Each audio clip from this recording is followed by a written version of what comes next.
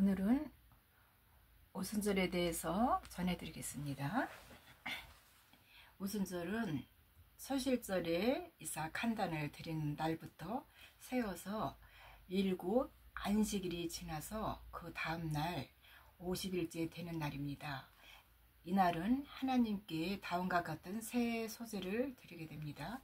말씀에서 보면은요, 너희는 서서에서 10분의 2 에바로 만든 떡 2개를 가져다가 흔들지니 이는 고운 가루에 누룩을 넣어서 구운 것이요 이는 첫 요제로 여호와께 드리는 것이라.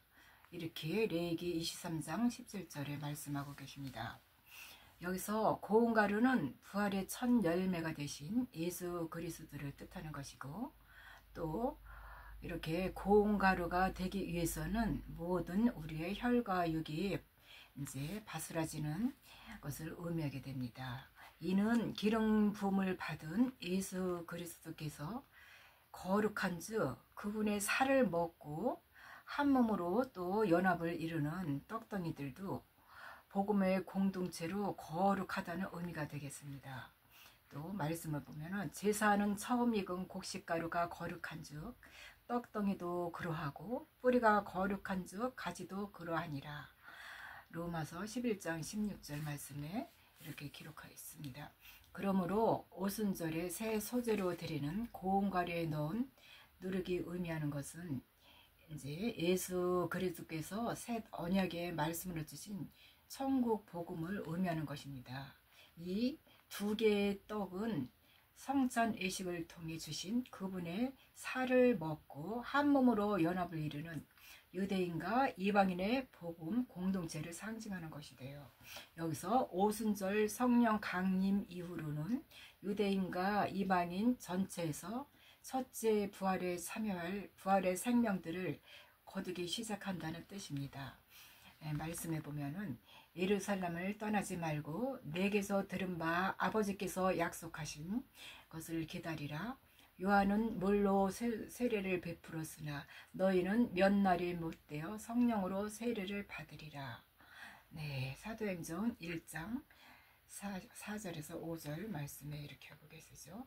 그래서 이 말씀을 이제 남기고 예수님이 승천하신 지 10일 후에 오순절이 됐는데, 이 마가의 다락방에 이제 모인 120 성도들에게 이게 성령이 임했어요.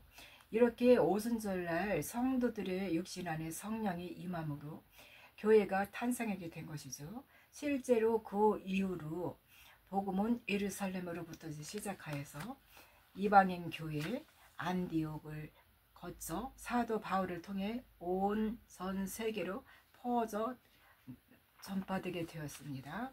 이렇게 오순절 날은 성령의 약속을 받은 영의 생명들에게 성령의 인치심으로 하나님의 아들임을 증거하는 이 날이 되겠습니다. 이 성령 세례가 임하면 이제 새로운 피조물로 거듭나는 것이며, 이제 하나님의 영이 임하였으니 이제 예수님이 사마리아 여인에게 이른 것처럼 영과 진리로 예배하는 자가 되는 것이 됩니다. 요한복음 4장 23절에서 24절에 이렇게 말씀하고 계십니다. 그래서 이제 성령으로 교통하게 되어서 하나님께서 기뻐 받으시는 예배를 드릴 수 있게 되죠. 그래서 하늘의 비밀을 알게 되고 말씀을 전파하는 대사의 직분을 얻게 되는 것이 되겠습니다. 이러한 성령의 권능으로 행하는 제자들의 사역을 사도행전에서 고스란히 기록해 놓았죠. 여기서 이제 말씀을 보면은 베드로가 이르되 너희가 회개하여 각각 예수 그리스도의 이름으로 세례를 받고 제사함을 받으라. 그리하면 성령을 선물로 받으리니 그 말을 받는 사람들은 세례를 받으며 그날의 신도의 수가 4천이나 더하더라. 3천이나 더하더라. 이렇게 말씀하고 계세요. 사도행전 2장 38절 41절 말씀에 보게 되면 이렇게 기록되어 있습니다. 이처럼 성령 세례를 받는 제자들은 전후가 완전히 달라지게 됩니다. 성령 세례를 받는 이 제자들은 이제 새로운 피조물로 거듭났기 때문에 예수께서 이른 그 모든 말씀을 깨닫고 말씀을 전파하는, 또한 말씀을 전파하는 하는 동시에 제3을 주는 이 세례를 베풀게 되죠. 그래서 오순절의 절기는 초시절로부터 7 안식일에 카운트를 마치고 새로운 언약과 새로운 전환의 시작을 의미하는 것이 되겠습니다. 즉 성령 강림 사건으로 인해 인류의 구속사가 새롭게 전환되는 시점인 것이죠. 하나님께서는 이 새로운 언약을 이제 세워서 새로운 전환의 시점을 선포하실 때 오순절의 절기에 행하심으로 그 의를 숨겨 두셨죠. 곧 노아 때에 이제 무지개의 언약과 모세가 시내산에서 첫 언약의 말씀을 받을 때와 또 그리고 예수님이 사마리아 여인과 우물가에서 만나서 영의 말씀을 선포하실 때가 모두 오순절의 절기에 행하심으로 성령 강림의 새로운 전환 시기를 계시하는 것입니다. 그래서 아버지께서 이제 말씀해 보면 아버지께서 참되게 예배하는 자들은 영과 진리로 예배할 때가 오나니 곧 이때라. 아버지께서는 자기에게 이렇게 예배하는 자들을 찾으시느니라. 요한복음 4장 23절에 이렇게 전하고 있습니다. 그래서 이미 2000년 전에 이제 성취한 오순절에 성령 강림이 지금도 이루어지고 있는데 이제 빛의 자녀들이 늦은 비를 받고 깨어나는 이 시기가 되는 것입니다. 그래서 이상으로 이제 7절기 중에서 봄절기인 유월절, 무교절, 초실절, 오순절을 살펴보았습니다. 이 7절기를 이제 제정하시면서 이 속에 숨겨진 하나님의 뜻을 살펴봐야 합니다. 하나님이 사계절을 주신 것은 농사를 지을 때 씨를 뿌리고 또 자라고 또 열매를 맺고 거둬들이는 이 과정을 통해서 하나님의 나라의 시작과 완성을 나타내고자 하신 것입니다. 그래서 7절기 안에는 하나님의 시간표가 정확히 계시되어 있습니다. 이미 봄절기로는 유월절, 무교절, 초실절, 오순절이 이루어진 사건들임을 인류 역사를 통해 증거받았죠. 그리고 여름절기로 온 세상에 밭에 복음의 씨가 무성하게 자라는 시기를 말씀하셨습니다. 이 시기는 이른부로부터 늦은비까지의 넉 달을 이제 의미하며 이는 오순절과 나팔절 사이에 넉 달인 것입니다. 너희는 이 넉 달이 지나야 추수할 때가 이르겠다 하지 아니하느냐? 그러나 나는 너에게 이르노니 너희 눈을 들어 밭을 보라. 휘어져 추수하게 되었도다. 네, 이 여름 넉 달이 지나면 곧바로 가을절기로 예배해 놓은 나팔절과 속죄절과 초막절이 다가오게 됩니다. 이 가을절기의 공통점은 거룩한 하나님의 성회에 모이는 절기라는 사실을 알아야 합니다. 그러므로 가을절기가 의미하는 것은 예수 그리스도께서 재림하여서 사람들을 각 신분대로 추수하는 절기로 예배되었음을 계시하는 것이 되겠습니다. 네, 그러면은 여기서 나팔절기에 대해서 또 알아보겠습니다. 나팔절기는 7월 1일로 이제 나팔을 불어 주님의 공중 재림을 선포하는 날입니다. 이스라엘 자손들에게 말하여 이르되 일곱째 달 곧 그 달 첫날은 너희에게 쉬는 날이 될지니 이는 나팔을 불어 기념할 날이요 성회라. 어떤 노동도 하지 말고 여호와께 화제를 드릴지니라. 레위기 23장 24절에서 25절 말씀입니다. 제사장들이 나팔을 불어 기념한다는 의미는 예수 그리스도께서 호령과 천사장의 소리와 하나님의 나팔로 치니 하늘로부터 공중 재림하시는 날로 정하여 이 날을 기념한다는 뜻이 되겠습니다. 여기서 나팔 소리는 하나님이 살리는 영의 말씀을 뜻하는 것이며 그의 양들은 주의 음성을 듣는다는 의미가 되겠습니다. 요한복음 10장 27절 말씀입니다.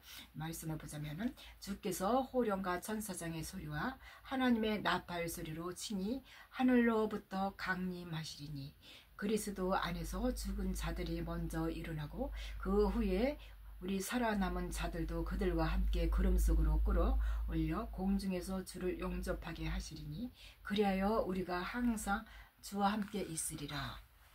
네, 여기 데살로니가 말씀에 보면 전서에 보면은요 4장 16절 17절 말씀에 이렇게 적혀져 있습니다.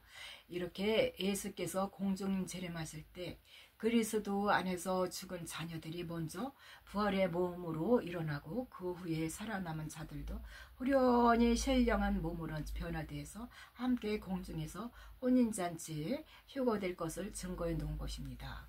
그런데 왜 예수님은 지체들과 연합하는 혼인잔치를 이제 해야 할까? 이것은요 첫 이삭 한 단인 지체들이 혼인잔치에서 예수님과 연합을 이룰 때 이게 초실절의 제물의 몸으로 올라가신 예수님의 상한 몸이 회복되어야 이 땅의 만왕의 왕으로 재림할 수 있기 때문입니다. 말씀해 보면은 내가 또 보니 보좌와 내 생물과 장로들 사이에 한 어린 양이 서 있는데 일찍이 죽음을 당한 것 같더라. 그에게 7뿔과 7눈이 있으니 이 눈들은 온 땅에 보내심을 받은 하나님의 7영이더라. 네, 계시록 5장 6절에 말씀하고 계십니다. 이처럼 지금은 어린 양이 죽음당한 모습으로 계시죠. 진실로 하나님의 말씀은 아주 놀랍고 그 깊이를 헤아릴 수도 없고 하는 이 영의 말씀이 되겠습니다. 그럼 나팔절에 하나님께 드리는 성물에 대해서는 무엇이 있을까? 한번 알아보겠습니다. 너희는 수송아지 한 마리와 순양 한 마리와 1년 되고 흠없는 순양 7마리를 여호와께 향기로운 번제로 드릴 것이며, 네, 민수기 29장 2절의 말씀입니다. 여기서 수송아지와 순양은 예수님을 상징하는 것이며 1년 되고 흠없는 순양 7마리는 바알에게 무릎 꿇지 않고 택하심을 따라 남겨진 7천인의 복음의 공동체들을 의미하는 것이 되겠습니다. 이들이 바로 요셉의 꿈에서 계시한 요셉의 단이며 예수 그리스도의 한 몸으로 연합한 지체들로서 나팔절에 추수되는 하나님의 성물로서 하나님의 신부들이 되겠습니다. 그리고 나팔절에 하나님이 거룩한 성회에 모이는 것은 예수님이 공중 재림하실 때 새 예루살렘 성 우편 12보좌에 연합할 하나님의 아들들과 또 혼인잔치가 열리는 성에게 이루어지는 것을 계시한 겁니다. 이렇게 나팔절은 하나님의 뜻이 이루어지는 새 역사가 시작되는 가을의 첫 절기를 의미하는 것이 되겠어요. 그래서 지금은 하나님께서 가을 절기를 통해 이 열매를 원하시기 때문에 넉 달의 끝 무렵인 늦은 비 성령이 내리는 중입니다. 네, 이것으로 마치겠습니다. 감사합니다.